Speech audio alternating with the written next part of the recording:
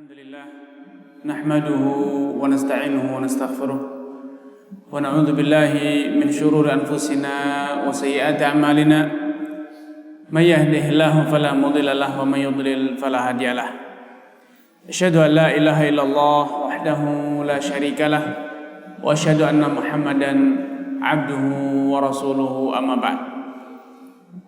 Ikhwat ahibbai, alhamdulillah di sore yang berbahagia ini Allah Subhanahu wa taala mempertemukan kita di masjid ini. Semoga pertemuan kita di tempat yang suci ini, di masjid salah satu rumah Allah Subhanahu wa taala, pertemuan yang membawa rahmah, menambahkan iman, semangat untuk beramal, dan juga semakin mendekatkan diri kita kepada Allah Azza wa Jalla.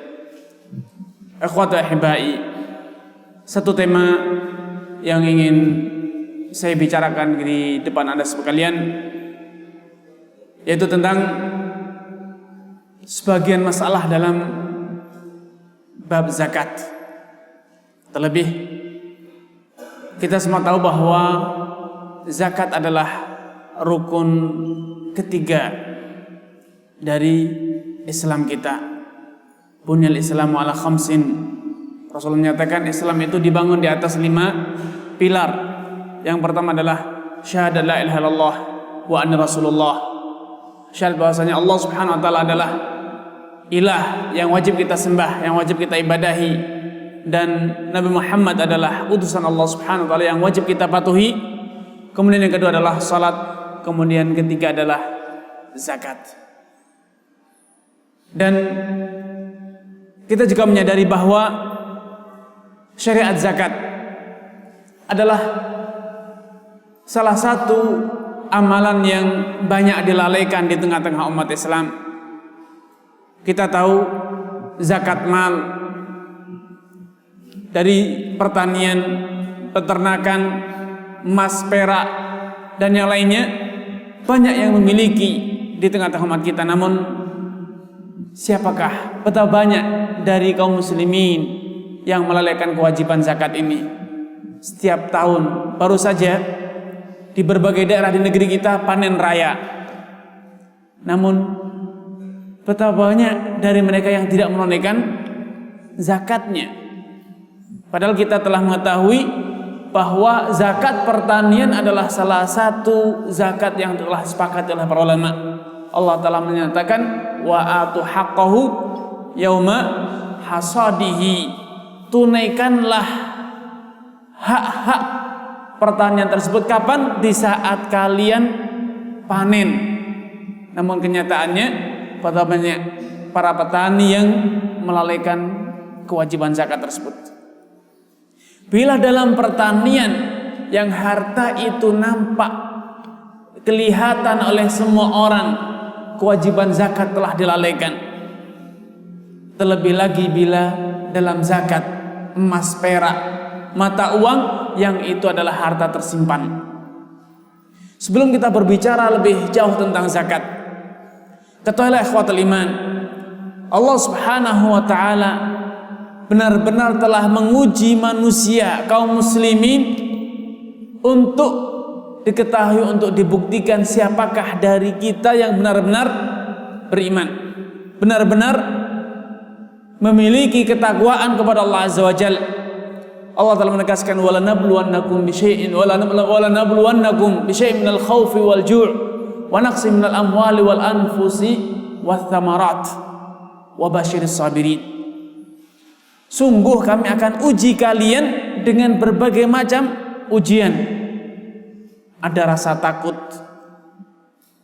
rasa lapar, diuji dengan kekurangan harta, diuji dengan kematian, dan berbagai macam ujian. Semuanya itu adalah untuk membuktikan tingkat kesabaran pada diri kita, kepatuhan kita kepada Allah Azza wa Jalla. Karena Allah menyatakan wa basyiris sabirin. Orang-orang yang bersabar adalah ketika mereka mendapatkan musibah mereka tabah, dan ketika mendapatkan nikmat mereka tidak lupa daratan. Karena para ulama telah menjelaskan sabar itu ada 3 tingkatan. Sabar ketika mendapatkan musibah, petaka, penyakit, kematian, kehilangan harta, itu adalah kesabaran. Dan sabar ketika menjalankan ketaatan, karena menjalankan ketaatan itu juga butuh kesabaran. Kemudian sabar dalam mengajarkan, dalam mengamalkan, dalam menebarkan agama Islam, karena jelas semuanya itu butuh kesabaran. Sabar ketika mendapatkan perintah dijalankan, sabar ketika mendengar larangan ditinggalkan. Karena untuk meninggalkan larangan itu tentu butuh kesabaran. Betapa banyak orang yang terburu-buru ingin kaya, akhirnya apa? Terperosok dalam kekikiran, mengira bahwa dengan mengeluarkan zakat itu berarti akan menjerumuskan kita dalam kemiskinan. Mengira bahwa dengan mengeluarkan zakat berarti harta kita akan berkurang, sehingga dia tidak jalankan. Menjalankan ketaatan itu butuh kesabaran. Meninggalkan maksiat juga membutuhkan kesabaran. Kalau bukanlah karena kesabaran, niscaya kita akan terjerumus dalam banyak kemungkaran.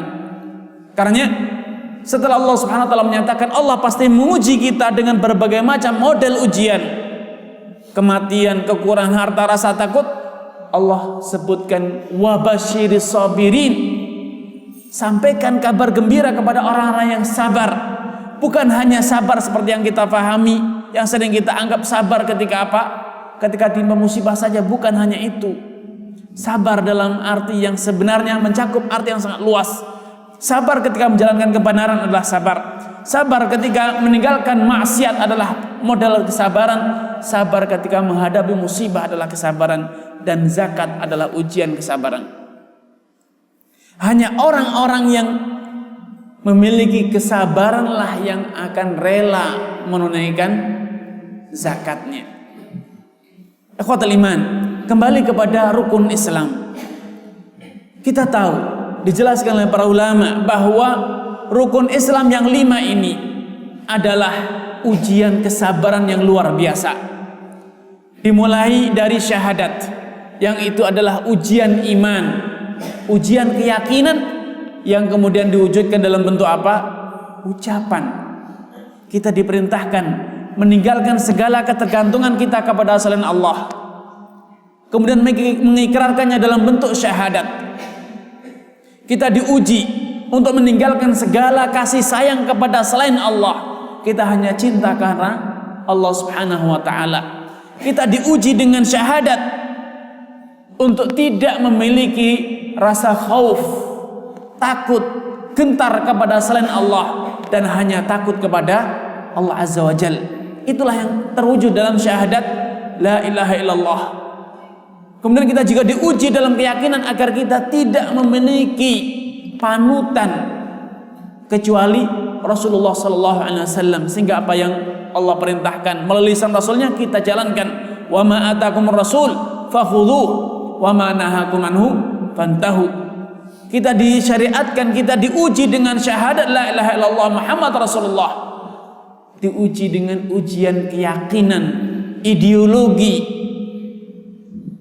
Syahadat la ilaha illallah bukan hanya ucapan, bukan hanya slogan, namun syahadat la ilaha illallah adalah sebuah keimanan yang harus tertanam dengan hati. Apalah artinya sebuah syahadat la ilaha illallah Muhammad Rasulullah kalau ternyata tidak diiringi dengan keyakinan? Tidak ada manfaatnya. Karena para ulama menjelaskan, dan saya yakin antum dah sering mendengarkan bagaimana la ilaha illallah memiliki persyaratan-persyaratan yang harus dipenuhi. Tidak cinta kecuali kepada Allah Subhanahu wa taala, tidak takut kecuali kepada Allah Subhanahu wa taala, tidak patuh kecuali kepada Allah Subhanahu wa taala. Itulah ujian. Setelah seorang mukmin, setelah antum semuanya lolos dari ujian ideologi, Allah Subhanahu wa taala mulai melangkah selanjutnya, menguji antum dengan ujian fisik, yaitu dengan apa? Diuji dengan sholat. Sholat adalah ibadah yang berupa rangkaian amalan. Karenanya para ulama mendefinisikan sholat dengan kata-kata apa? Ibadatun. Sholat adalah ibadah yang muftatahatun bitakbir, muftatamatun bitaslim. Rangkaian amalan ibadah yang dimulai dengan ucapan takbir dan diakhiri dengan ucapan taslim. Namun ini adalah ibadah yang berupa gerakan fisik murni. Yang miskin bisa sholat, yang kaya bisa sholat, yang bodoh bisa sholat, yang pandai bisa sholat, yang kuat bisa sholat, yang lemah bisa sholat. Setelah Allah Subhanahu wa taala selesai menguji kita dengan ujian fisik, di musim dingin sholat, musim hujan sholat, musim panas sholat, di dalam kondisi apapun kita harus 5 waktu. Di pagi hari diuji, di sore hari diuji, di malam hari diuji, di siang hari diuji. Di waktu lelah istirahat sore asar, antum diuji dengan sholat asar. Setelah lulus dari ujian fisik, masuklah antum pada ujian harta. Diuji dengan harta, diperintahkan untuk mengeluarkan zakat. Khudh min amwalihim sadaqatan tutahhiruhum biha wa tuzakkihim biha. Pungutlah dari harta mereka. Ujian harta. Kenapa? Betapa banyak orang yang siap mendirikan salat berapapun jumlah rakaatnya, dimanapun kapanpun siap. Namun betapa banyak dari mereka yang kikir untuk urusan harta. Belum tentu orang yang bisa menegakkan salat dia legowo, dia terbuka hatinya untuk bersedekah karena Allah uji. Apakah kita bisa melepaskan ketergantungan kita, cinta kita kepada harta atau tidak? Apakah kita rela ketika menunaikan zakat sebagaimana Allah Rasulullah SAW menyatakan adduha tayyibatan biha min indi anfusikum. Tunaikanlah zakat itu dalam kondisi tayyibatan biha anfusukum, harta jiwa kalian dalam kondisi benar-benar rela. Banyak orang yang bisa menunaikan zakat, rela, dermawan luar biasa. Maka datanglah ujian selanjutnya, habsus syahwat, menahan syahwat, yaitu apa? Ibadah puasa. Ibadah puasa adalah model lain dari ibadah yang unik, karena antum tidak diuji dengan harta, tidak diuji dengan fisik, namun diuji mentalitas antum. Itu apa? Menahan selera hawa nafsu. Sehingga betul-betul variatif. Ibadah dalam Islam variatif, diuji dari segala model ujian. Fisik, ideologi, fisik, harta, kemudian emosionalnya. Apakah sabar menahan hawa nafsunya? Ketika kita lolos dari ujian puasa yang berupa habsun nafs, menahan jiwa, menahan diri, maka datanglah ujian yang komprehensif, lengkap semuanya, itu haji.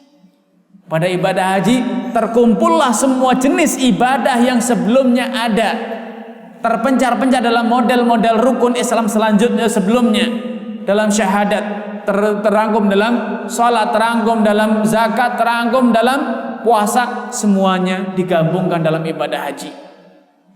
Ideologi diuji, keyakinan antum dihadapkan kepada Ka'bah.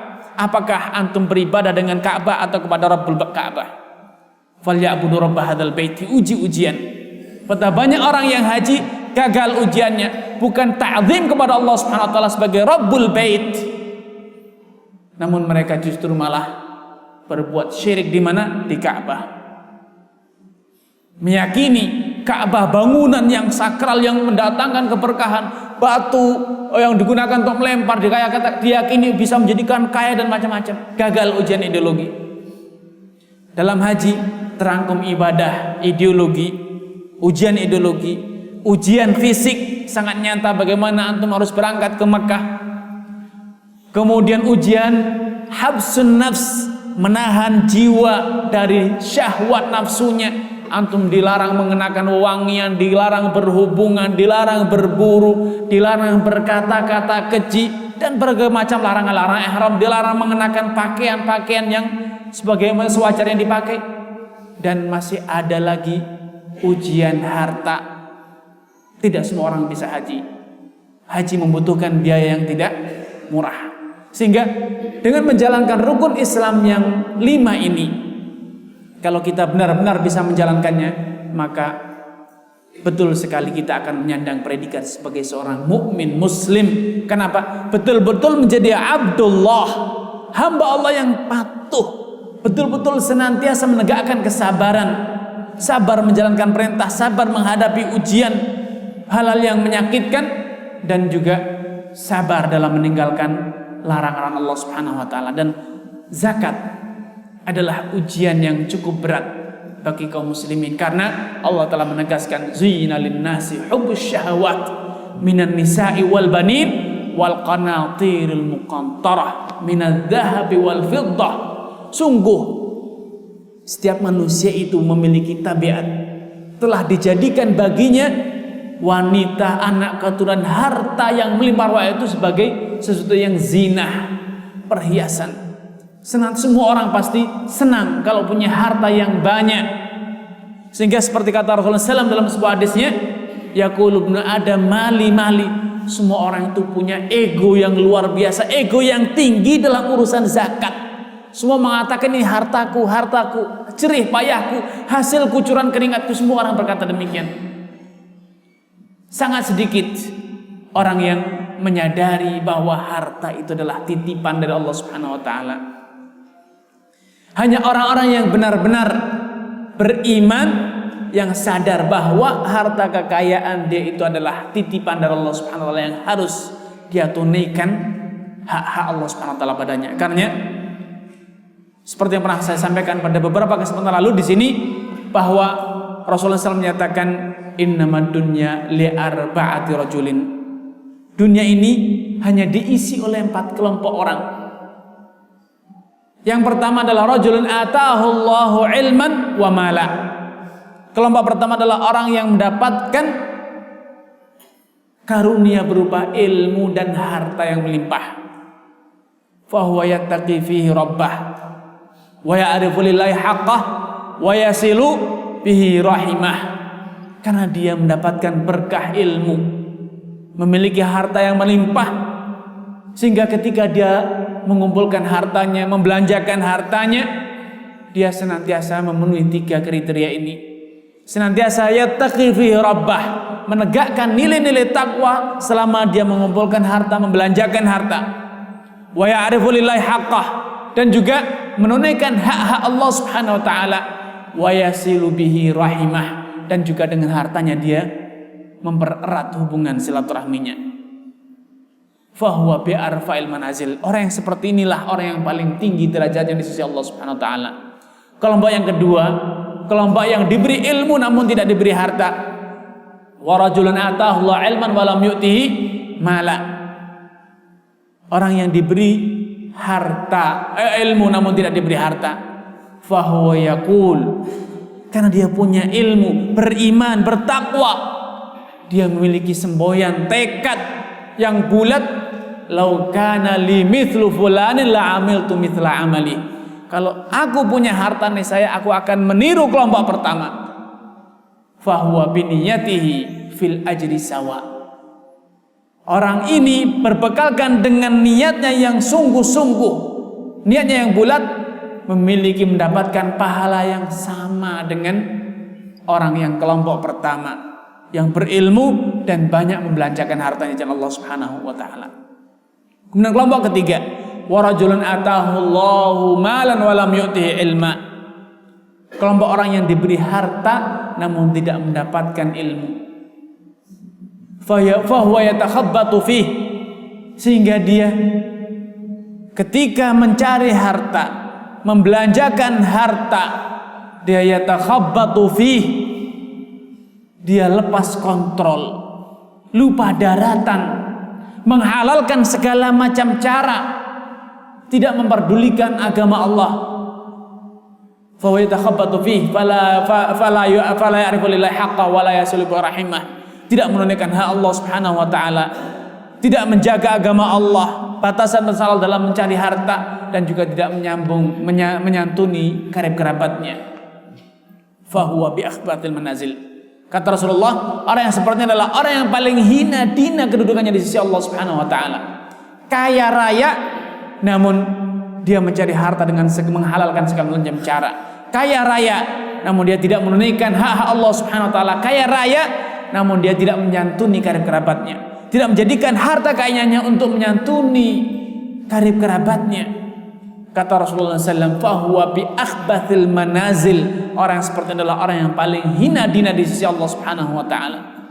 Kelompok keempat, warajulun, orang yang tidak diberi oleh Allah Subhanahu wa taala malan wala ilma. Tidak diberi harta dan juga tidak diberi ilmu. Sehingga dengan kebodohannya dia silau dengan kekayaan orang yang hina tersebut. Sehingga dia mengatakan, dia bertekad, dia bermimpi, memiliki obsesi, kalau saya laukana li mithlu fulan, kalau aku punya harta seperti yang dia punya, la amiltu mithla amalih, aku akan meniru amalan dia. Huwa biniyatihi fil wizri sawa. Orang ini berbekal dengan niatnya yang buruk, dosanya sama dengan dosa kelompok yang ketiga. Karena ikhwatul iman, tema zakat adalah tema yang penting bagi kita semuanya. Mungkin dari kita akan, atau muqaddimah ini sengaja saya sampaikan untuk menepis anggapan bahwa oh, saya tidak punya harta, buat apa belajar zakat? Saya miskin, penghasilan saya pas-pasan, saya berada di garis kemiskinan. Apa pentingnya saya membicarakan tentang zakat?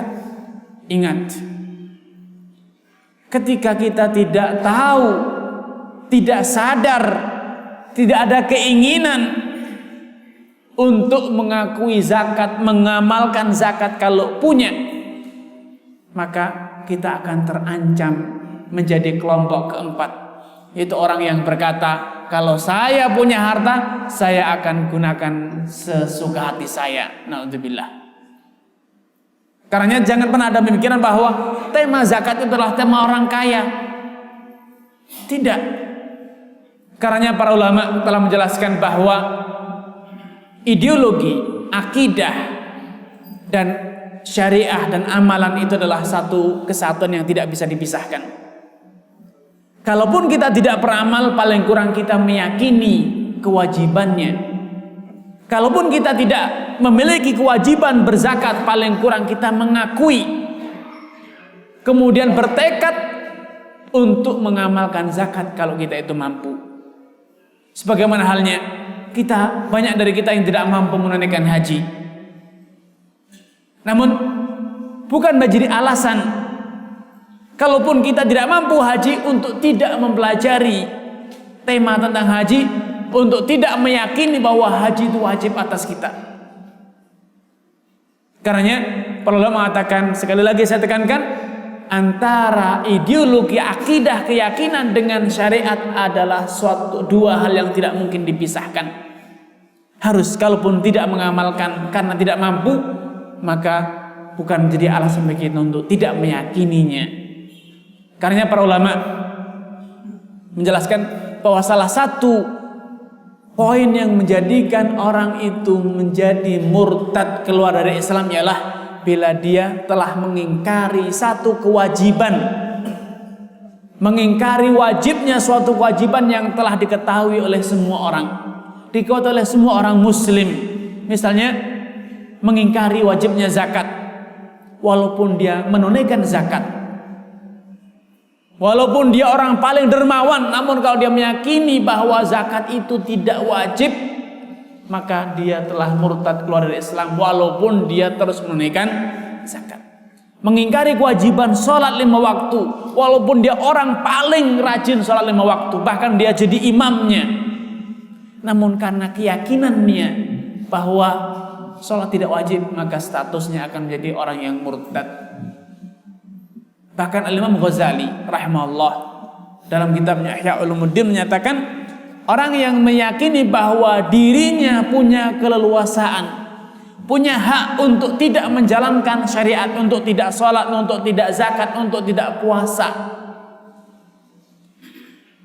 sepatutnya dibunuh. Bahkan pahala membunuh orang yang semacam ini lebih besar dibanding pahala membunuh 120 orang Yahudi. Karena 120 orang Yahudi itu, kalau mereka membuat kerusakan, maka yang rusak hanya fisiknya. Namun orang yang semacam ini Kalau mereka membuat kerusakan, kalau menyebarkan ideologinya, maka yang rusak bukan hanya fisiknya, yang rusak ideologinya, imannya, akidahnya. Karena sekali lagi saya katakan, tidak ada alasan bagi siapapun untuk mengatakan, oh saya tidak berkepentingan untuk mempelajari masalah zakat. Karena apa? Saya orang miskin, saya tidak punya harta. Tidak ada. Semua kita berkepentingan untuk menyadari, meyakini bahwa zakat itu adalah rukun Islam kita, rukun agama kita. Kalaupun kita tidak mampu, maka paling kurang kita meyakini bahwa zakat adalah rukun Islam kita. Kalaupun kita tidak mampu, dengan kita berilmu, kita mampu mengajarkannya. Bukankah kita punya kewajiban untuk amar ma'ruf nahi munkar? Wal takum minkum ummatun yad'una ilal khair wa ya'muruna bil ma'ruf wa yanhauna 'anil munkar. Hendaknya dari kalian ada orang-orang yang beriman kepada Allah serta menegakkan amar ma'ruf nahi munkar. Akhwatul iman, tema tentang zakat adalah tema besar yang tidak mungkin bisa diselesaikan dalam satu majelis atau dua majelis. Karena saya akan mengambil satu tema sempit, satu tema kecil dari zakat yang itu masih banyak belum difahami atau dilalaikan oleh kaum muslimin. Zakat pertanian sederhana sekali. Setiap kali panen, bagi para petani, makanan pokok jagung, beras, padi atau yang serupa, petani makanan pokok berkewajiban menunaikan zakatnya sebesar usyur 1/10 atau 1/5 dari hasil panennya bila memenuhi nisabnya itu khamsatu ausuqin, 5 wasak, kira-kira dalam hitungan kilo mudahnya sekitar 8 ton 795 kilogram. Sederhana. Bila pertaniannya diairi dengan sungai, air hujan atau dari waduk yang tanpa harus biaya, maka 10% dari hasil panen dikeluarkan sebagai zakat tanpa dikurangi biaya pupuk, kuli atau obat-obatan dari hasil panen utuh sebelum dipotong macam-macam benih dan yang lain sebagainya. Atau kalau pengairannya dengan biaya, dengan diesel atau yang serupa, maka zakatnya adalah 1/5 dari hasil panennya. Simple, sederhana. Zakat peternakan saya akan sebutkan sederhana karena tema utama kita adalah zakat tijarah, zakat perdagangan. Zakat pertanian yang peternakan yang wajib dizakati adalah bahaimul an'am, bahimatul an'am yang berupa sapi, onta dan kambing. Hanya 3 atau 4. 4-nya adalah kerbau karena kerbau itu disamakan dengan sapi. Intinya, kalau zakat onta, di sini tidak ada onta, namun sederhana untuk sebagai tambahan ilmu, bagi yang memiliki 5 onta maka zakatnya adalah 1 ekor kambing. Yang memiliki 10 onta zakatnya 2 ekor kambing. Memiliki 15 3 ekor, memiliki 20 onta zakatnya 4 ekor. Bagi yang memiliki 25 ekor kambing onta zakatnya 1 ekor onta berumur 1 tahun. 1 ekor onta berumur 1 tahun. Ini onta dan ini alhamdulillah di Indonesia tidak ada, sehingga tidak perlu dipikirkan panjang lebar. Yang penting tahu onta wajib dizakati. Syaratnya onta tersebut onta yang digembala, bukan yang diberi pakan di rumah. Yang kedua, sapi atau kerbau. Sapi atau kerbau wajib dizakati bila mencapai 30 ekor. Maka zakatnya 1 ekor sapi berumur 1 tahun. bukan sembarang sapi.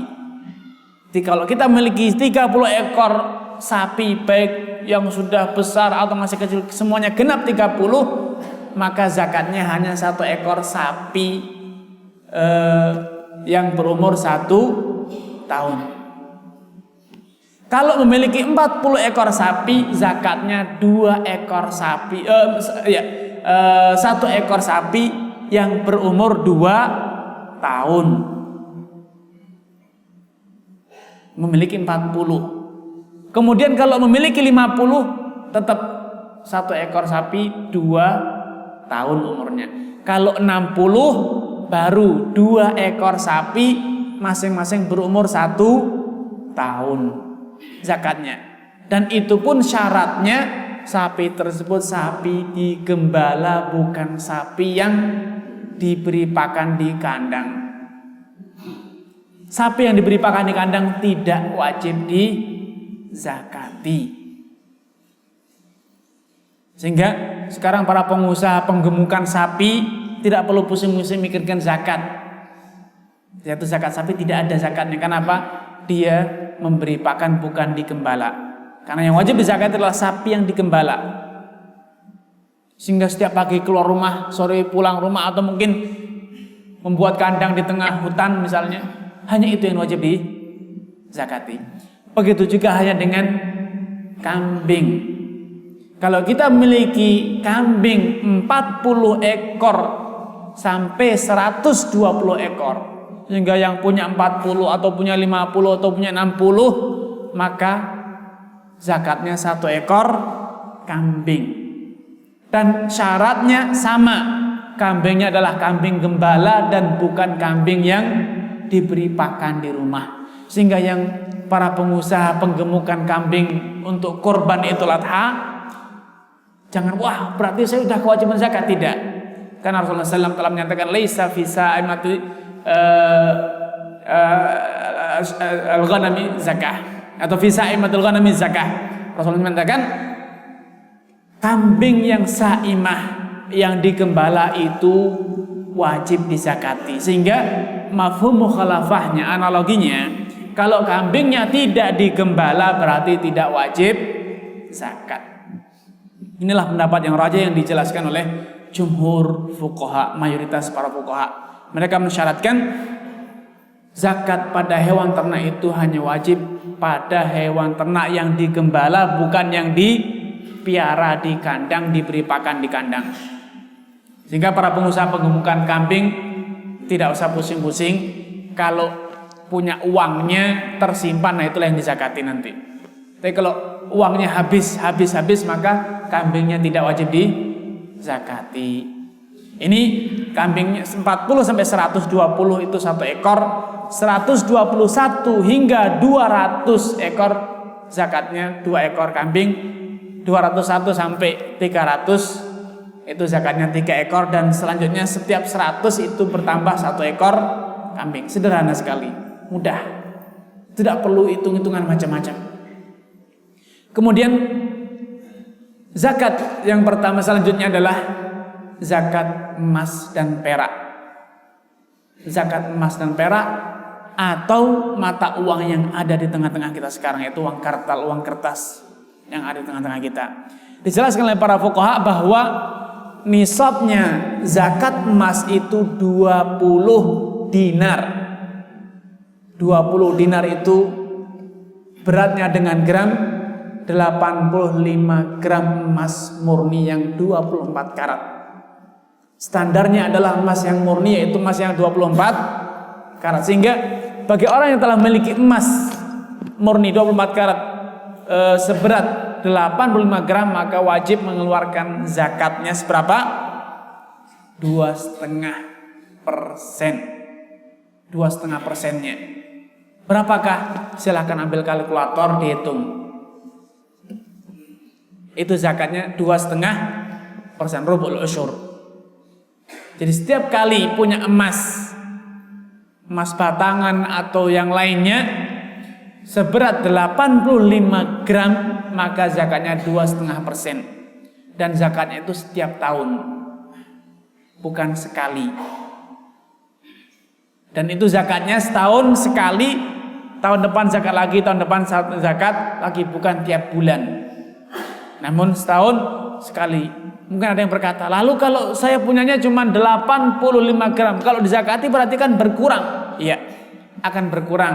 Kalau tahun depan berkurang dari 85 gram maka tidak wajib zakat. Jadi jangan khawatir, zakat tidak akan sampai menghabiskan harta antum. Karena kalau sudah menyusut dari 85 gram, antum tidak wajib zakat lagi. Nah, pertanyaannya, kalau punyanya emas yang 18 karat atau 21 karat bagaimana? Tanyakan ke toko emas, Pak, saya punya emas 100 gram yang 21 karat, kalau dikonversi ke emas yang 24 karat kira-kira berapa gram jadinya? Kalau kata tukang emasnya, oh kalau dikonversi menjadi 24 karat maka itu hanya seberat 80 gram, maka belum wajib zakat. Walaupun hitungannya telah mencapai 80 atau 100 gram. Kalau zakat emasnya adalah emas yang tidak murni. Standarnya adalah emas yang murni.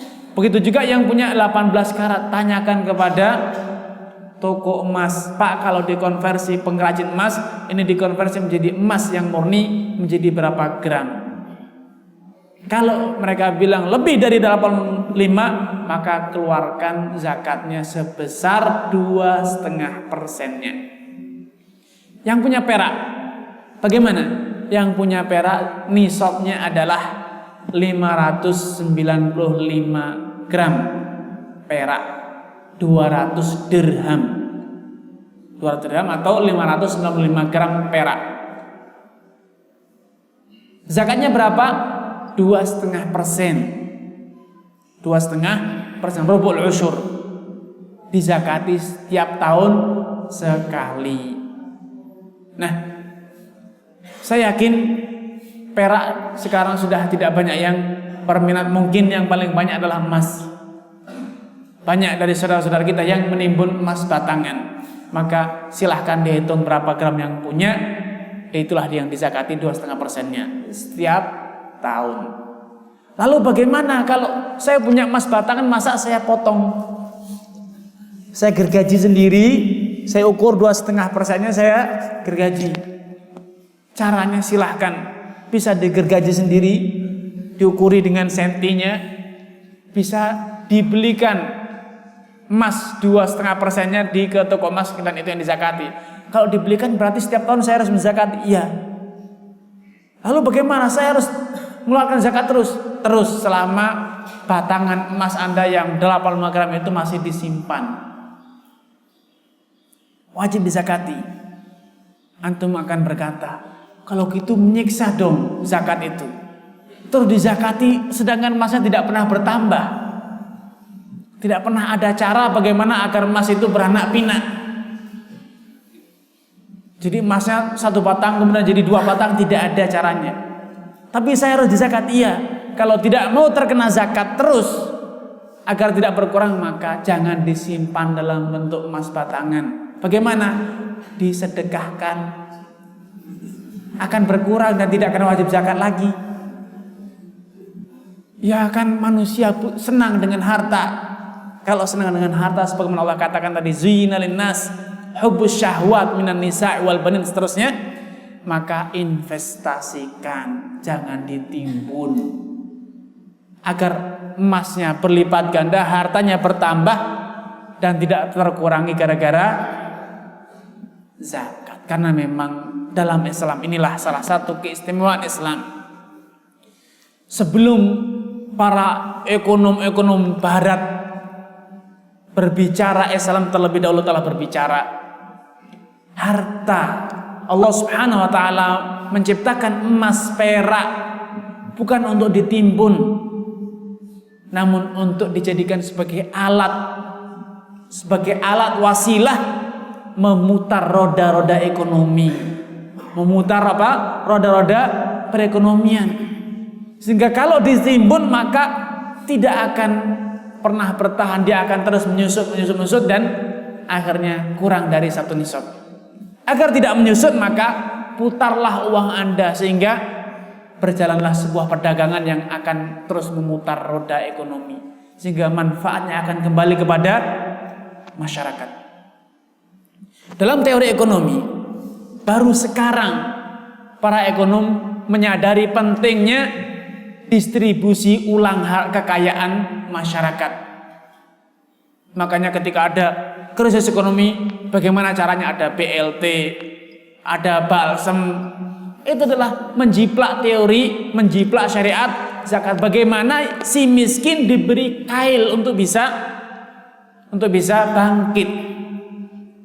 Jauh-jauh hari Islam telah memberikan sebuah instrumen, sebuah cara, sebuah syariat yang terbukti efektif, sehingga ekonomi itu seperti Allah katakan tidak berputar hanya pada sekelompok segelintir manusia seperti yang terjadi pada sistem kapitalis. Sistem kapitalis hanya sekelompok orang yang kaya yang menikmati harta kekayaan. Namun dalam Islam tidak. Silahkan bekerja secara berkaya, silahkan dapatkan penghasilan yang besar, namun ujung-ujungnya antum akan berbagi dengan saudara antum. Dalam Islam disyariatkan banyak syariat yang bertujuan redistribution, pendistribusian ulang kekayaan.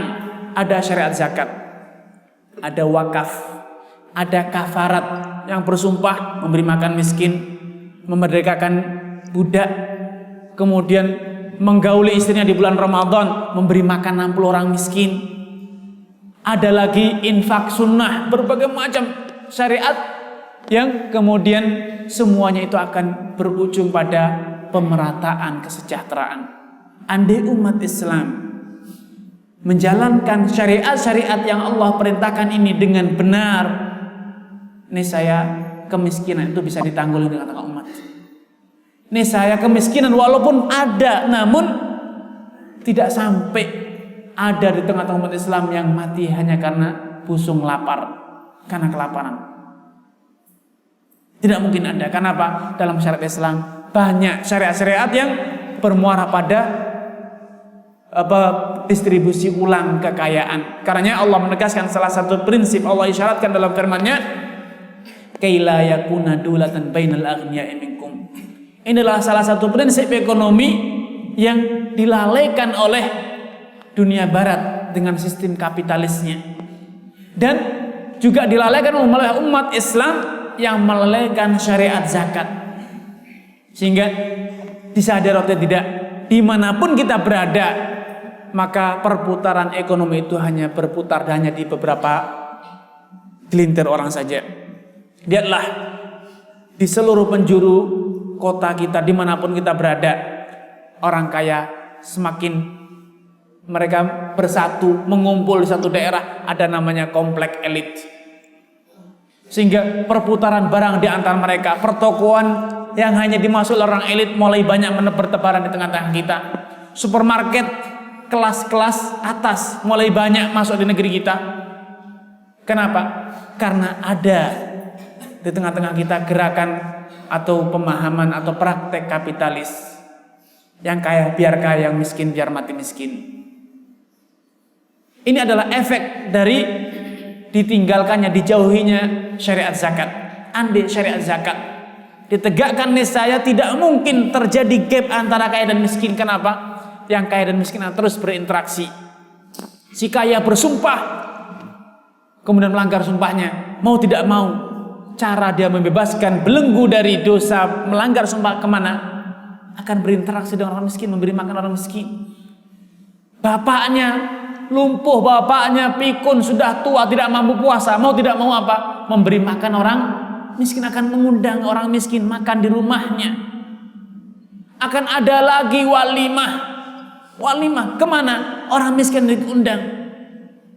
Kenapa? Rasulullah SAW menyatakan syarrut ta'ami ta'amul walimah. Sejelek-jelek makanan atau makanan walimah, yud'a ilaiha man ya'baha. Yang diundang adalah orang yang tidak butuh makan, kemudian yang butuh makan malah dihalang-halangi, tidak diundang orang miskin. Kalau konsep walimah diterapkan dalam sebagaimana yang Rasulullah SAW ajarkan, niscaya si kaya dan miskin itu akan menjadi sebuah anggota masyarakat yang saling bersatu, saling bertautan, saling sayang menyayangi. Kan apa? Saling santun menyantuni. Sehingga konsep atau prinsip ta'awun dalam masyarakat akan terwujud. Ini zakat emas. Zakat emas itu 2,5%. Demikian juga zakat perak. Lalu bagaimana dengan uang kartal? Uang yang sekarang beredar di tengah-tengah kita yang itu menggantikan fungsi dinar dan dirham. Hingga 100 tahun silam kira-kira atau kurang atau lebih, masyarakat dunia masih menggunakan dinar dan dirham, uang emas dan uang perak. Karena memang sunnatullah sejak zaman dahulu kala bukan seperti yang diceritakan oleh sebagian orang yang mengatakan bahwa dulu manusia zaman purba. Tidak ada zaman purba. Yang ada adalah zaman kenabian. Sejak zaman pertama kali manusia hidup di dunia ini adalah zaman Nabi Adam. Tidak ada istilah zaman purba dalam Islam. Zaman dahulu kala manusia telah menggunakan emas dan perak sebagai alat transaksi. Karena memang dahulu pada awal kemunculan manusia ke dunia ini, memang manusia menggunakan sistem barter, tukar menukar barang. Namun akhirnya terjadilah sebuah kesepakatan sesuai dengan sunnatullah, manusia akhirnya menggunakan emas dan perak sebagai alat transaksinya. Namun strategi Yahudi, karena Yahudi ingin menguasai ekonomi dunia, mulailah mereka mengupayakan agar emas dan perak ini ditinggalkan, dan mereka manusia menggunakan mata uang kertas, kartal. Inilah strategi Yahudi. Kenapa? Yahudi ingin mempermainkan nilai tukar uang yang digunakan oleh masyarakat di dunia ini. Karena kalau manusia di dunia masih menggunakan emas dan perak, maka tidak mungkin ada yang bisa mempermainkan nilai tukarnya. Karena jatuhnya emas di Indonesia berarti jatuhnya emas di Amerika, sama saja. Karena strategi Yahudi mengajarkan mereka untuk menggunakan uang kartal. Maka sedikit demi sedikit mereka menggunakan uang kertas sebagai pengganti emas dan perak. Sampai akhirnya sekarang semua manusia dunia menggunakan uang kertas dan meninggalkan dinar dan dirham. Secara panjang tentang perjalanan atau perkembangan penggunaan uang kertas. Namun intinya bukan itu yang menjadi tema kita. Tema kita adalah fakta. Tidak lagi bisa dipungkiri bahwa sekarang uang kertas ini telah menggantikan fungsi perak dan emas sebagai alat transaksi, sebagai tolok ukur harta kekayaan, sebagai standar nilai barang, sebagai alat untuk menyimpan harta kekayaan. Tidak lagi menggunakan emas dan perak sekarang masyarakat sekarang menggunakan uang kartal. Karena para ulama, terutama ulama-ulama kontemporer yang ada zaman sekarang, sepakat, bisa dikatakan semua ulama yang ada zaman sekarang telah sepakat bahwa uang kartal ini berfungsi menjalankan fungsi dinar dan dirham.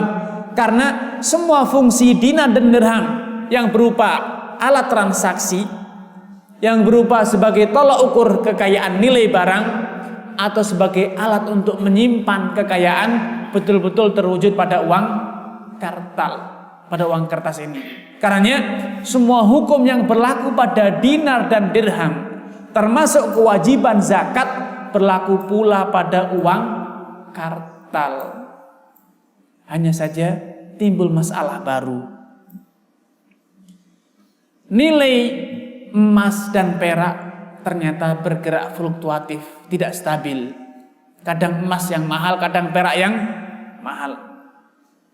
Uang nilai emas pun naik dan turun, nilai perak pun naik dan turun. Terjadi selisih harga antara perak dan emas. Lalu uang kartal ini, uang kertas ini mengikuti nisabnya apa?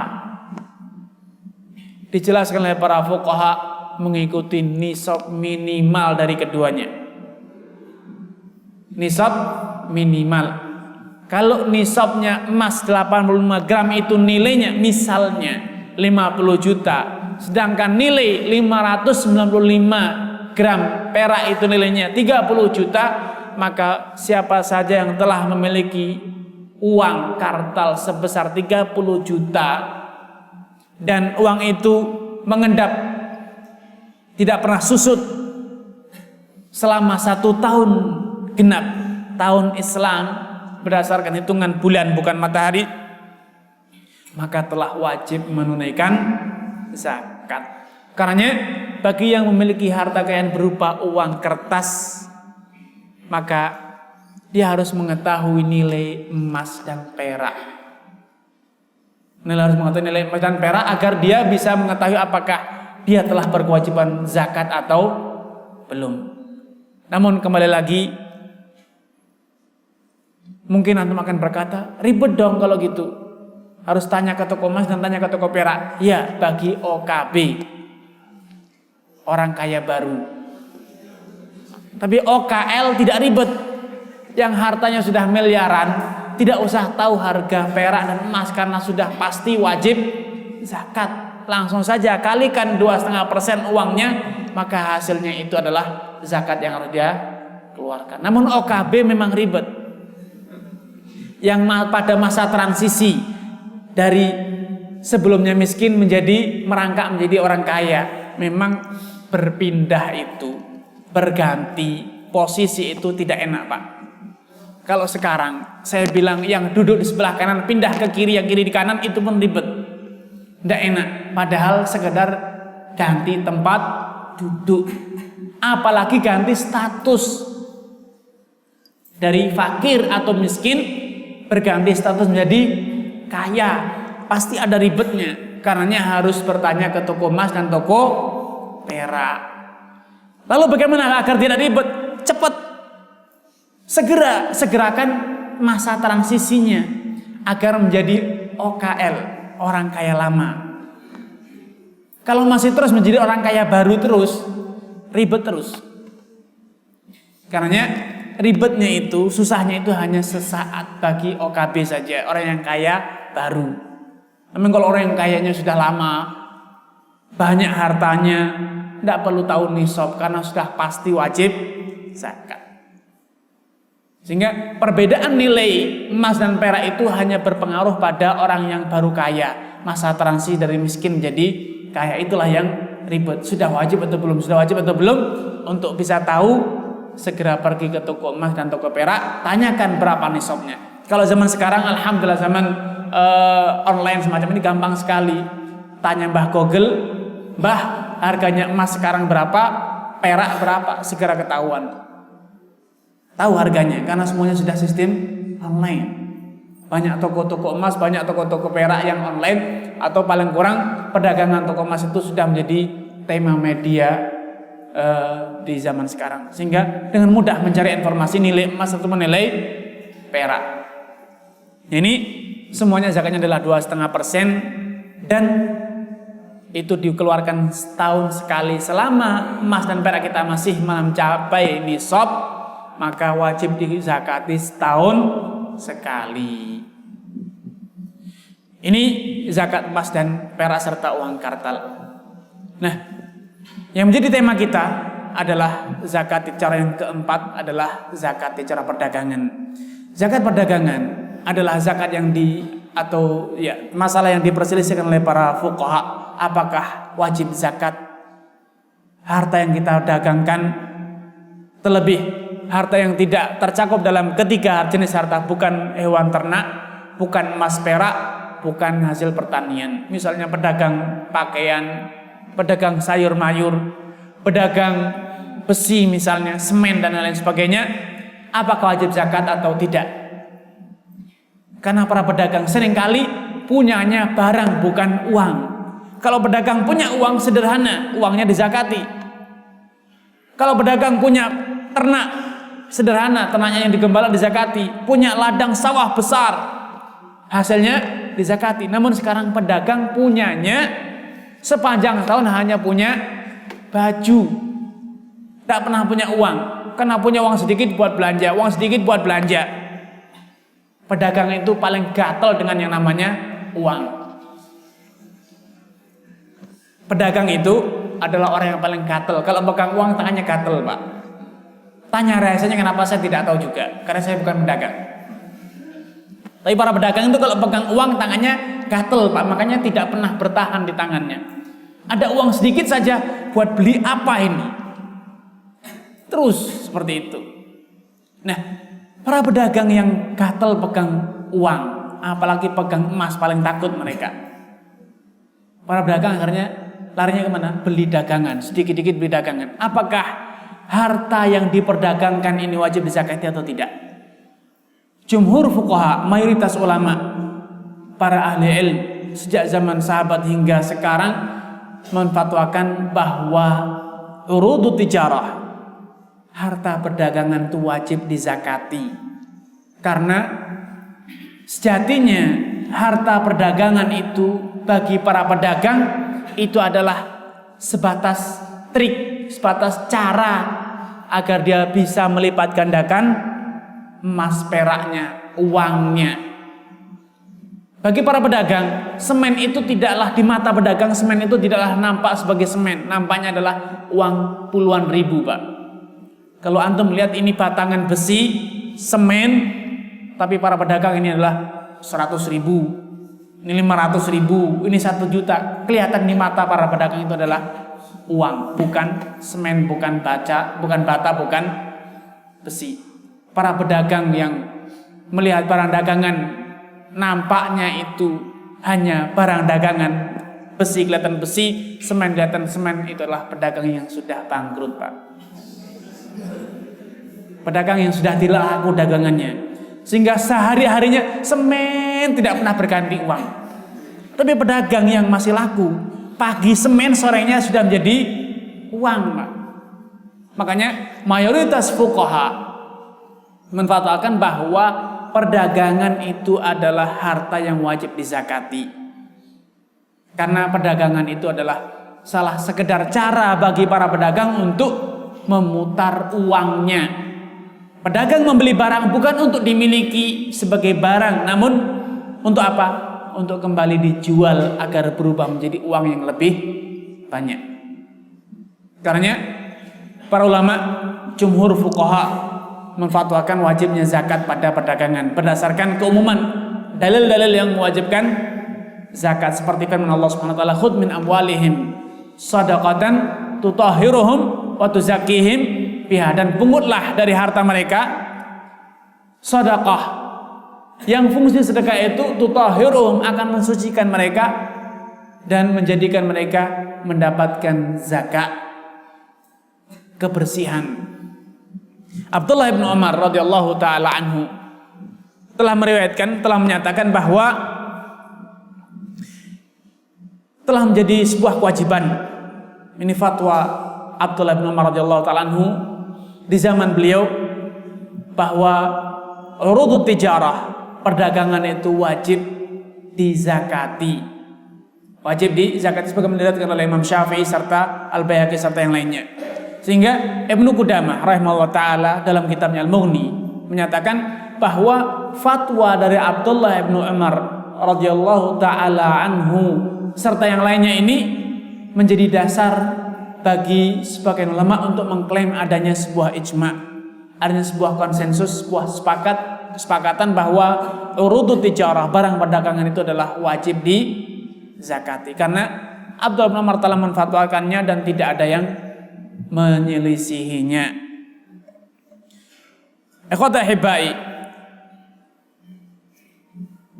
dalam perhitungan zakat tijarah, karena waktunya pendek, sebetulnya kalau waktunya cukup, saya sebetulnya tadi kemarin-kemarin saya rencanakan akan tampilkan live materinya, namun karena beritanya hanya mepet waktunya, sehingga saya akan sampaikan secara ringkas saja. Seperti tadi saya katakan, jumhur fuqaha, mayoritas ulama telah menfatwakan wajibnya zakat tijarah. Karena berdasarkan beberapa dalil-dalil yang keumuman dalil tentang wajibnya zakat, terlebih secara logika. mayoritas, kalau tidak bisa dikatakan semuanya, mayoritas orang kaya di tengah-tengah masyarakat dimanapun adalah para pedagang. Sehingga secara logika, kalau para pedagang tidak diwajibkan zakat atas mereka, maka itu sama halnya menggugurkan kewajiban, menghapuskan kewajiban zakat dari tengah-tengah kaum muslimin. Karena yang kaya karena sebagai pejabat itu sedikit, kaya karena harta warisan itu juga sedikit. Rata-rata kalau kaya itu adalah karena perdagangan. Kalau sampai pejabat kaya, maka itu urusannya KPK. Sepanjang sejarah itu sudah seperti itu. Kaya itu karena perdagangan biasanya. Sedangkan para petani kaya, kayanya sudah dizakati. Setiap kali panen akan zakat. Peternak pun kaya juga sudah dizakati. Sehingga tidak masuk di nalar. Secara logika tidak bisa dinalar kalau ternyata orang yang hartanya melimpah ruah, kayanya berlipat ganda, tidak berkewajiban untuk menunaikan zakat. Terlebih kalau kita berpikir bahwa zakat itu hanya dikenakan sekali setahun. Sekali setahun. Sehingga kalau kita terapkan kaidah zakat adanya haul setahun, telah berlalu 1 tahun, maka otomatis para pedagang tidak akan pernah ada yang berzakat. Kenapa? Dia dapat uang sekarang 1 miliar, 2 bulan lagi uangnya sudah habis.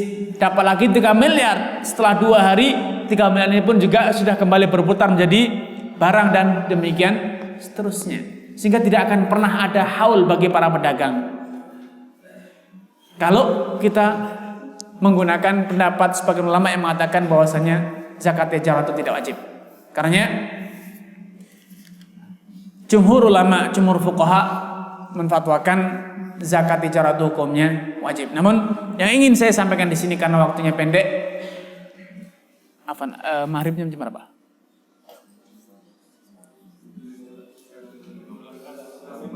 6.15 ya.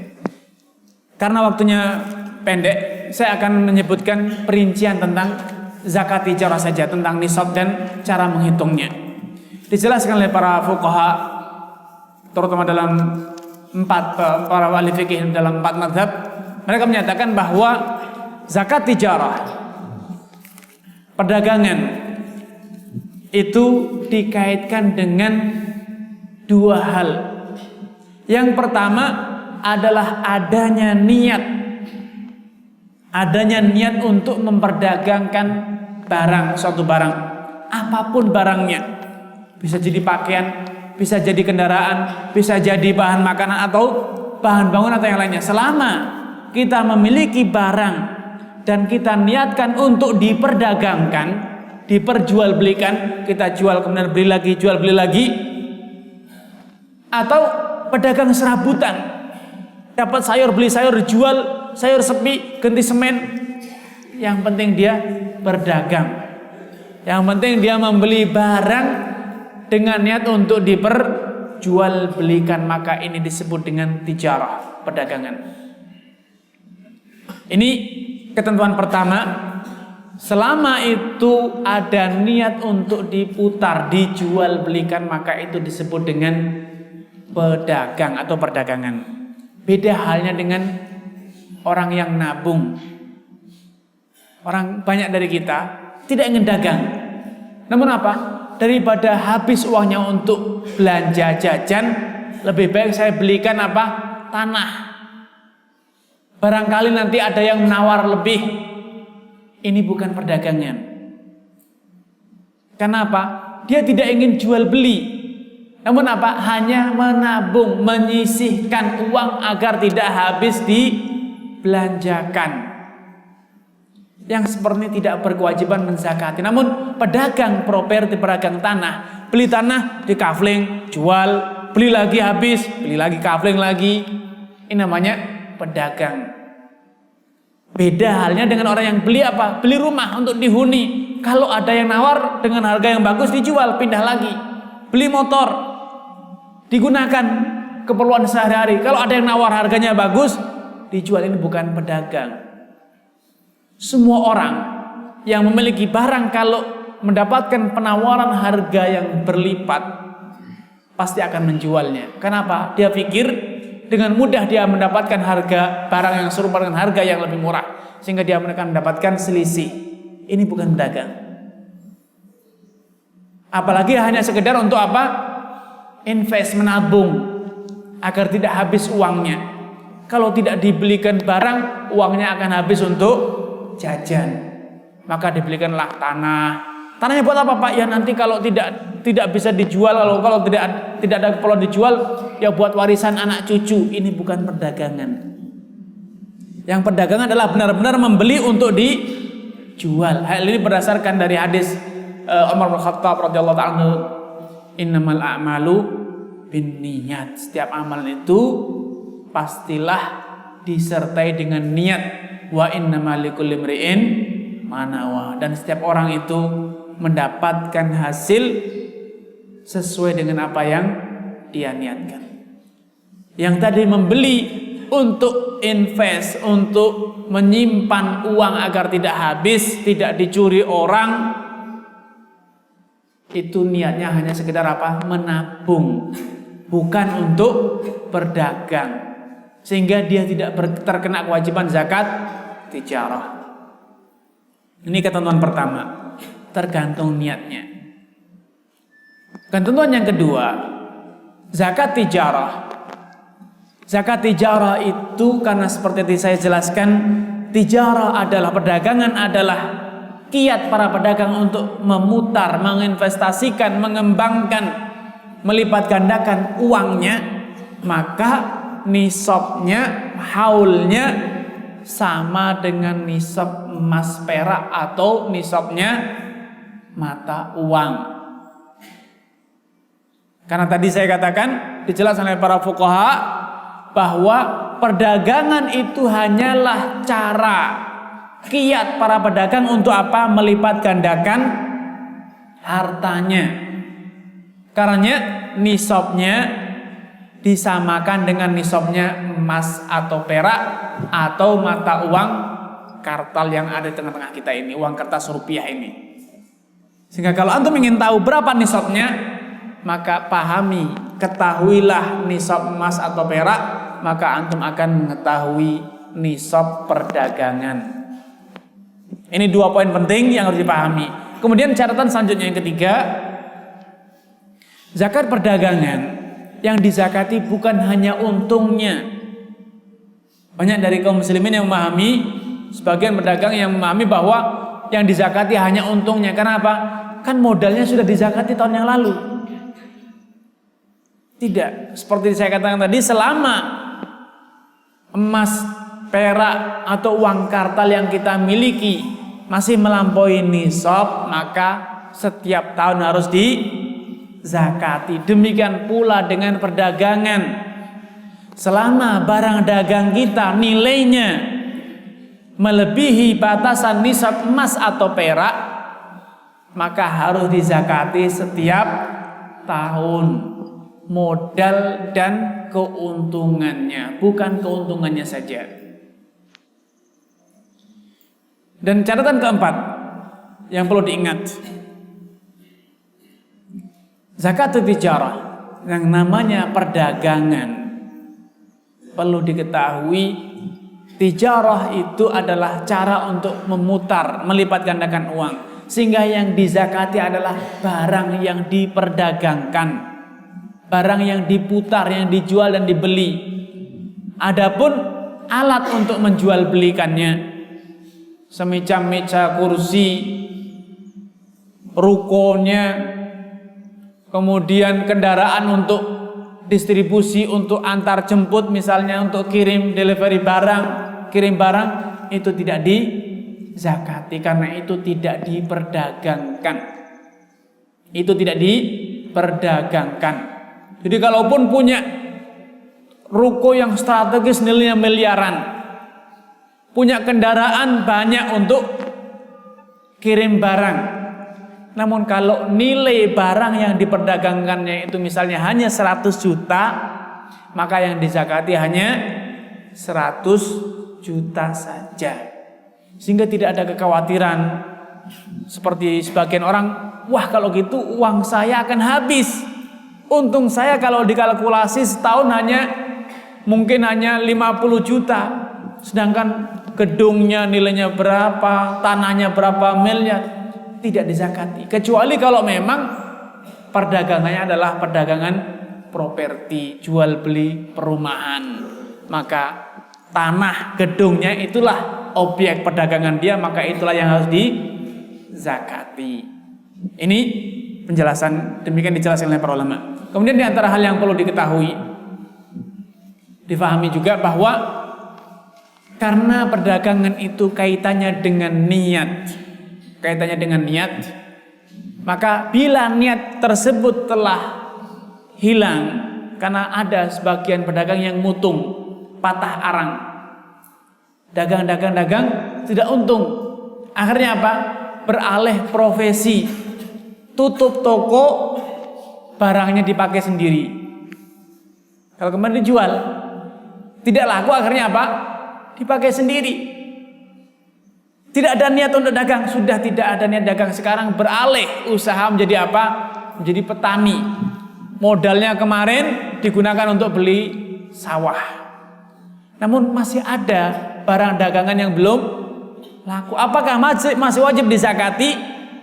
Dijelaskan oleh para ulama, di sini tidak lagi wajib dizakati karena sekarang status barang yang dia miliki telah berubah menjadi malun lil qinyah, harta seperti harta yang dia pakai, seperti kendaraan pribadinya, seperti pakaian pribadinya, meja kursi yang dia gunakan. Bisa jadi seorang pedagang mebelnya banyak, namun karena tidak laku, akhirnya mebelnya apa? Dipakai sendiri, sudahlah, dibuat di rumah sendiri. Tidak wajib dizakati karena telah berubah niat. Tidak lagi diperdagangkan, namun menjadi apa? Barang pribadi. Rasulullah SAW mengatakan, "Laisa 'alal muslimi fi 'abdihi wala farasihi shadaqah." Tidaklah ada kewajiban bersedekah atas seorang muslim pada budak dan kendaraannya. Walaupun dia punya kendaraan banyak, namun kalau itu untuk kepentingan pribadi, bukan untuk dagang, maka tidak wajib dizakati. Inilah kewajiban zakat tijarah secara ringkas. Nah, sedikit memberikan catatan. Ada sebagian penggiat zakat yang menggiatkan istilah namanya zakat profesi. Zakat profesi dalam Islam tidak pernah ada. Apalagi sekarang mulai berkembang menjadi zakat aset. Jadi rumahnya harus dizakati minimal setahun sekali seumur hidup. Kendaraannya dizakati. Subhanallah, ini tidak pernah ada satu orang ulama pun yang mengatakan demikian, kecuali baru-baru akhir-akhir ini Syekh Yusuf Al-Qardawi dalam kitabnya Fiqh Zakah, dialah pertama kali orang yang mencetuskan ide zakat profesi. Namun kenyataannya pendapat beliau ini ditentang oleh ulama-ulama yang lainnya karena sama sekali tidak ada dasarnya. Terlebih profesi itu bukanlah hal baru.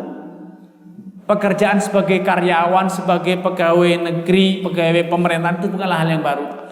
Di zaman dahulu kala sudah ada orang-orang yang memiliki jabatan sebagai khalifah, sebagai gubernur, sebagai qadhi, itu semuanya mendapatkan gaji.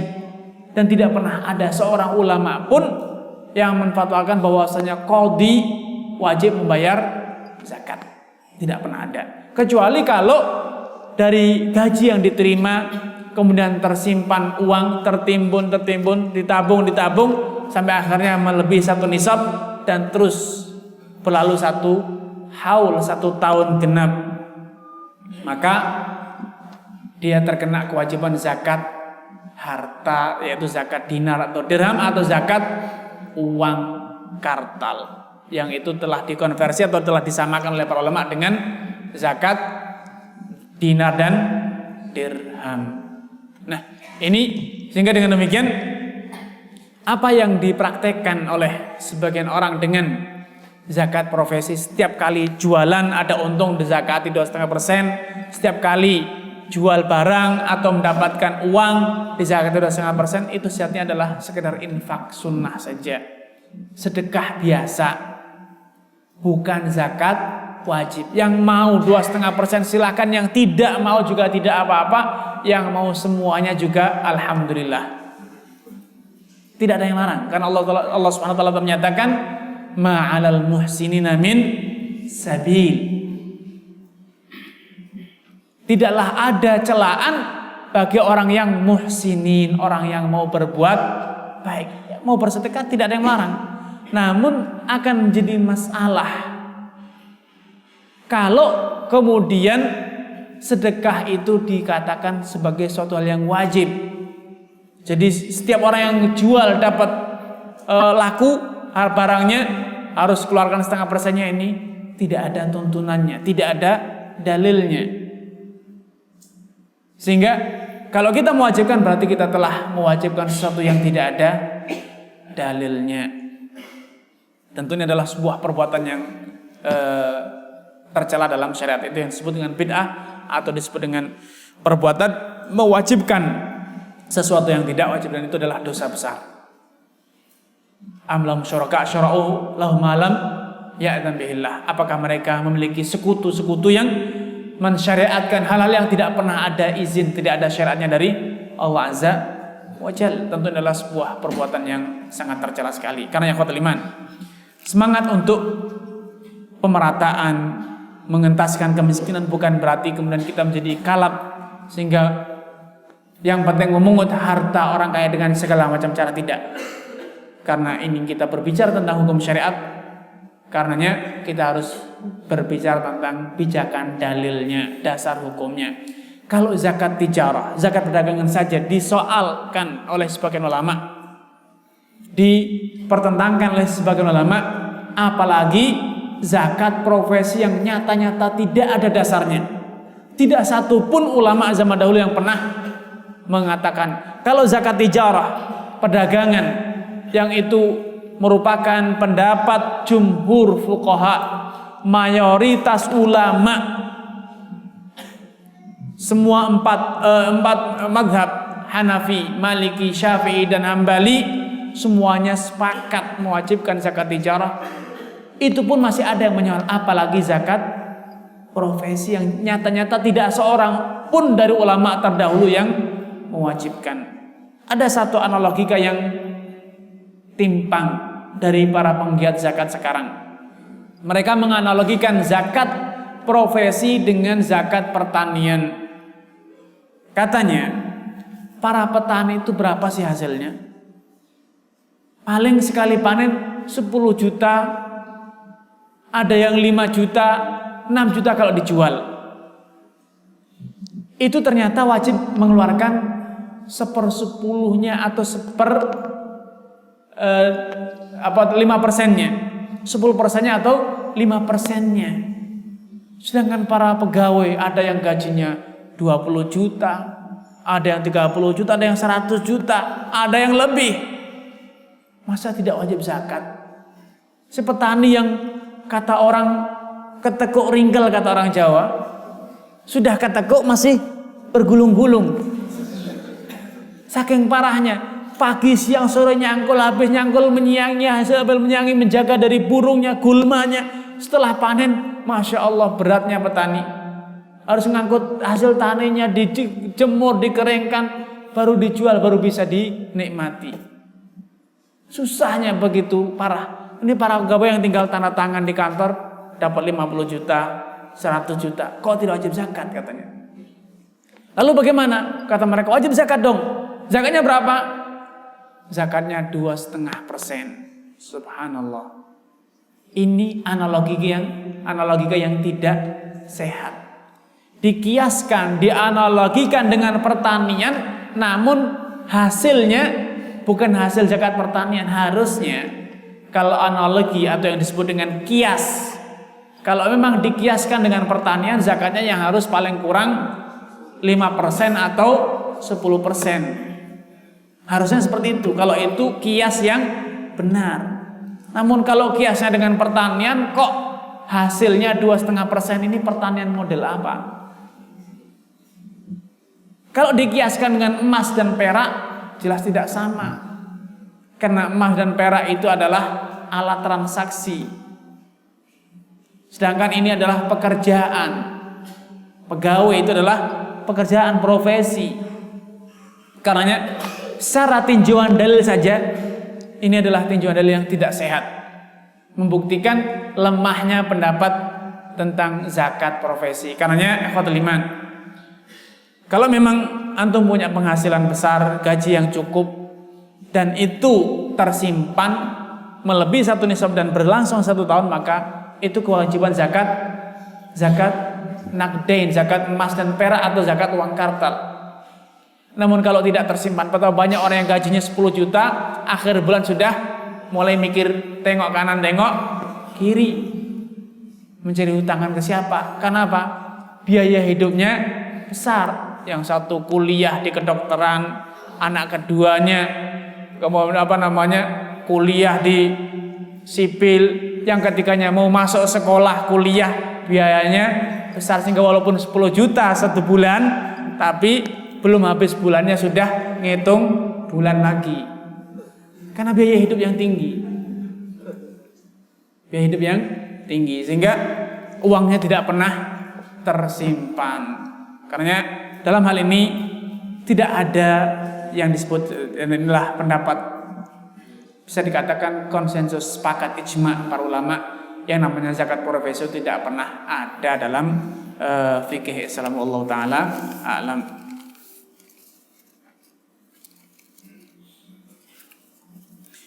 Ada pertanyaan pertama, apakah tanah yang ditimbun untuk diperjualbelikan wajib dizakati ataukah tidak?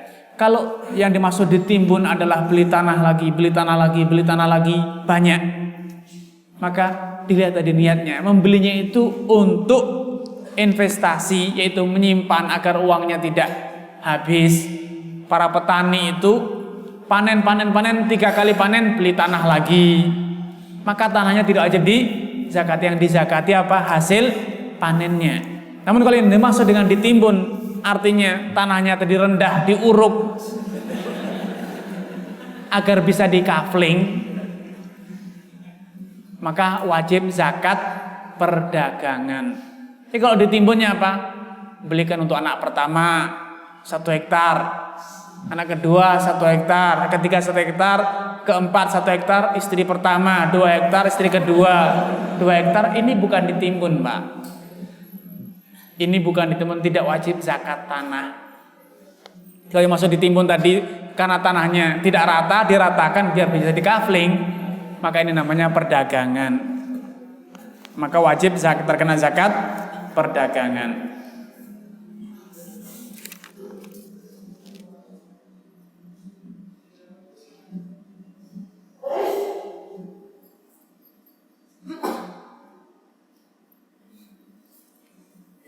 Ini Idul Fitri sudah berlalu, tapi masih menyisakan permasalahan.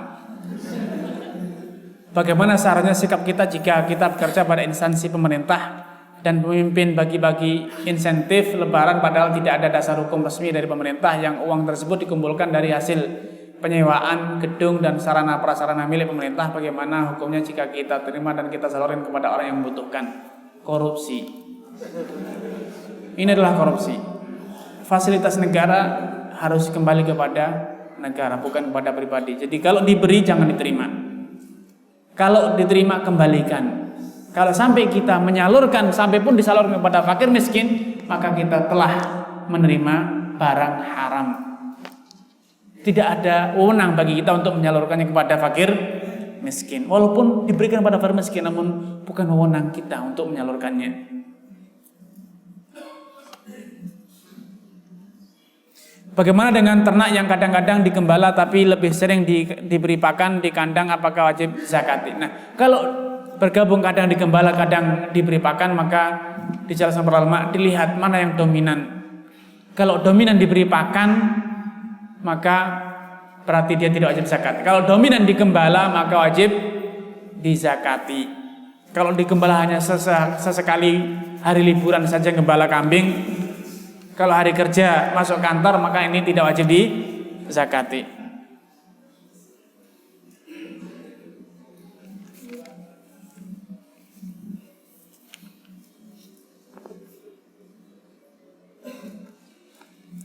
Bagaimana dengan emas yang sudah menjadi perhiasan yang mungkin sudah tidak murni tapi ada campurannya? Tadi sudah dijelaskan bagaimana kalau emasnya itu yang 21 karat atau 18 karat atau bahkan mungkin yang sekarat. 1 karat maksudnya. Dikonversikan kepada emas yang 24 karat. Kita tanya kepada ahli emas berapa ini kalau ini wujud emasnya berapa kalau dikonversikan menjadi emas murni, jadi emas batangan. Kalau kata mereka ini paling maksimal 80 gram, ya itulah yang kita berarti belum wajib. Kalau kata tukang emasnya, kalau dikonversikan menjadi emas batangan, menjadi emas 24 karat, ini akan menjadi 100 gram, maka telah wajib zakat.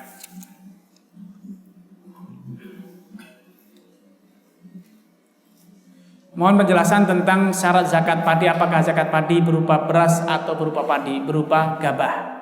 Karena Allah telah menyatakan wa atu haqqahu yauma hasadihi, dan berikanlah haknya ketika engkau memanen. Sehingga pertama kali panen segera ukur, segera ketahui berapa timbangannya. Kalau telah memenuhi nisab maka segera keluarkan 10%-nya atau 5%-nya, berikan kepada fakir miskin. Kan masih basah belum dikering, biar dijemur sama yang miskin. Biar dia jemur. Karena ketika dijemur dulu pasti timbangannya akan susut. Timbangannya akan susut. Yang tadi ketika panen 1 ton, ketika dikeringkan hanya tinggal 700 atau bahkan mungkin bisa kurang. Dan juga perlu diketahui seperti tadi dijelaskan bahwa zakat pertanian itu dikeluarkan utuh sebelum dipotong biaya kulinya, belum dipotong pupuknya, benihnya dan lain sebagainya. Semuanya hasil panen utuh itulah yang dizakati, dikeluarkan 10%-nya atau 5%-nya sesuai dengan kondisi pengairan. Ada yang dipupuk dengan pupuk organik atau dengan pupuk kimia, tidak ada bedanya. Yang menjadi pengaruh itu hanya satu, yaitu apa? Cara pengairannya saja.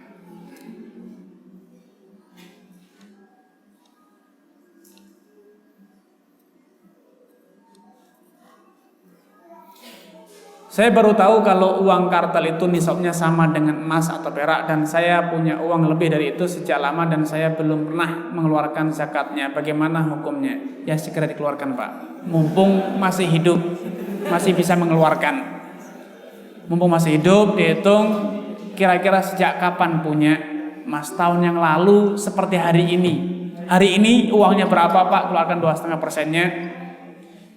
Diingat-ingat kira-kira setahun yang lalu uang kita itu berapa. Insya Allah gambaran kasarnya bisa di tahun lalu kita punya uang 50 juta, tahun yang lalu kita punya uang 20 juta, berarti sebelumnya 20 juta belum wajib. Mulai punya uang 50 juta itu misalnya tahun lalu, ya berarti hitung dari tahun lalu misalnya. Itu insya Allah Allah Subhanahu Wa Taala bisa mengontrol, karena baru tahu. Insya Allah tidak masalah kalau memang benar-benar baru tahu. La yukallifullahu nafsan illa wus'aha.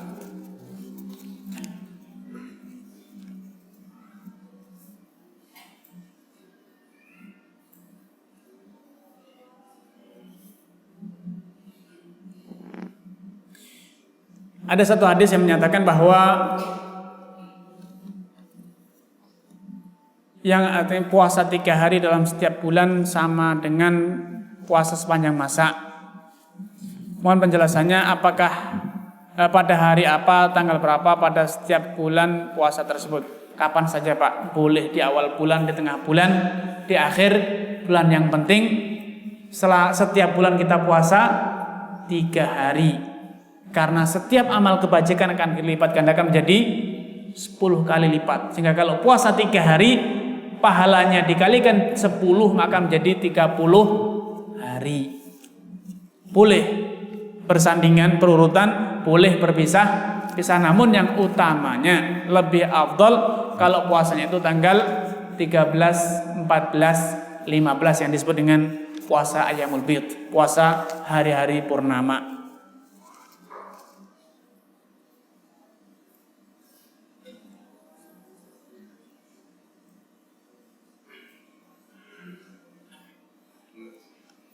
Pertanyaan selanjutnya, Saya bekerja di proyek pemerintahan seperti membuat gedung dan lain sebagainya. Orang-orang di pemerintahan itu biasa dia minta uang atau jatah, bagaimana hukumnya? Dan ada juga mereka tidak minta tapi saya kasih dan kasih kepada dia, terima kasih. Ya, itu semuanya adalah suap ataupun korupsi.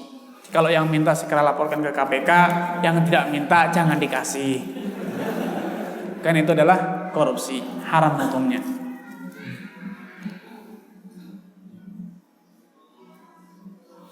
Setiap bulan pegawai dipotong gajinya 2,5% setiap bulan untuk zakat oleh pemerintah dengan alasan zakat penghasilan. Apakah hal itu sesuai dengan syariat? Tidak sesuai dengan syariat. Ajukan tuntutan tidak mau dipotong. Karena sudah terkena pajak masih dipungut setiap bulan. Zakat itu hanya sekali setahun.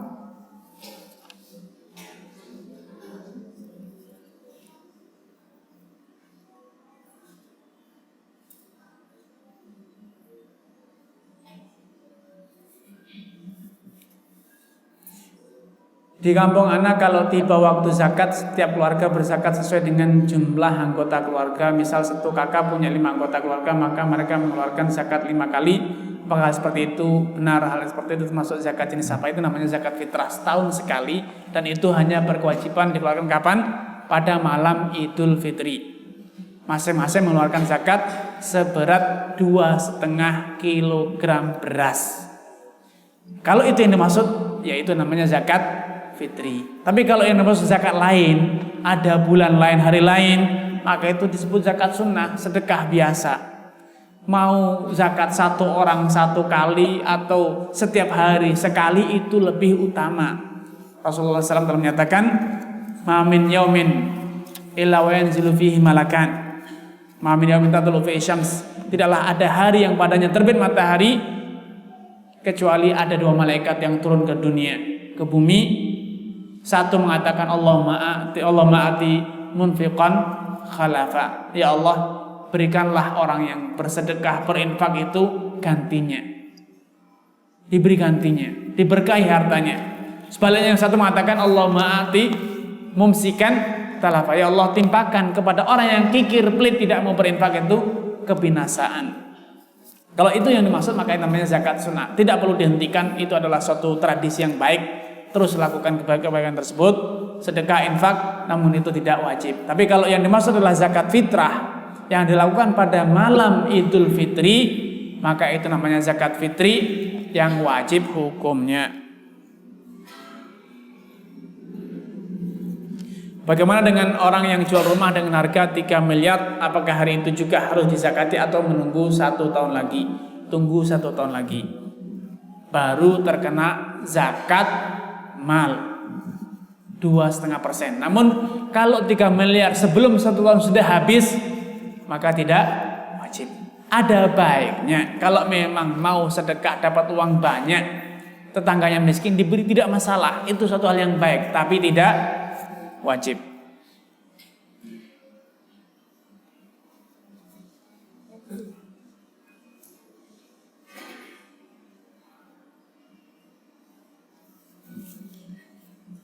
Bagaimana kalau pedagang ngutang dulu karena bayar banyak di pasar, orang yang memberikan barang dulu dan bayarnya nanti dibayar oleh pedagang tersebut?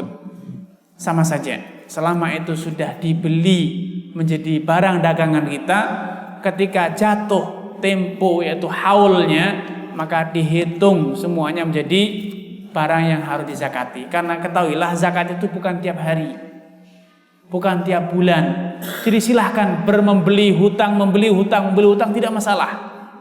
Namun ketika sudah jatuh tempo, misalnya kita mulai dagang dengan atau mulai harta kita mencapai nisab adalah hari ini, maka pada hari yang sama di tahun yang akan datang, semua barang yang ada di toko kita dihitung, dikalkulasi berapa nilainya, kemudian kalikan 2,5% hasilnya, itulah zakat yang wajib kita keluarkan. Sehingga proses berdagang setiap hari, setiap bulan itu tidak perlu dirisaukan, selama itu halal tidak masalah.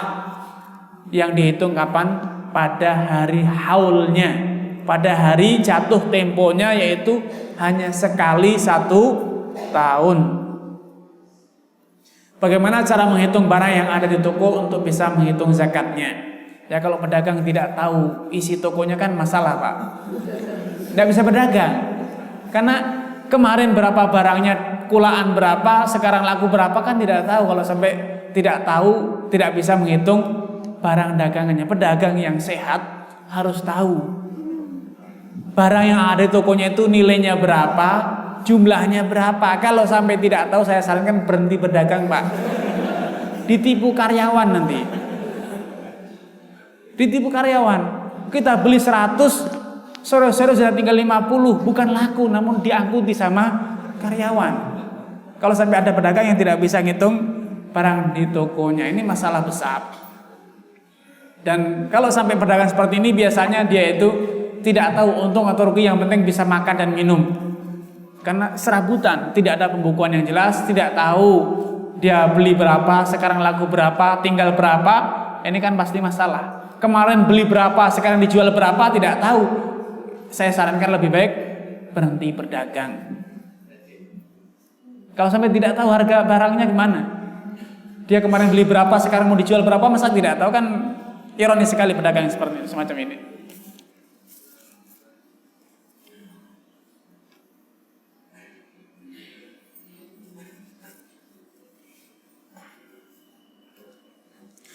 Apakah biaya hidup seorang pedagang menjadi pengurang zakat? Tidak.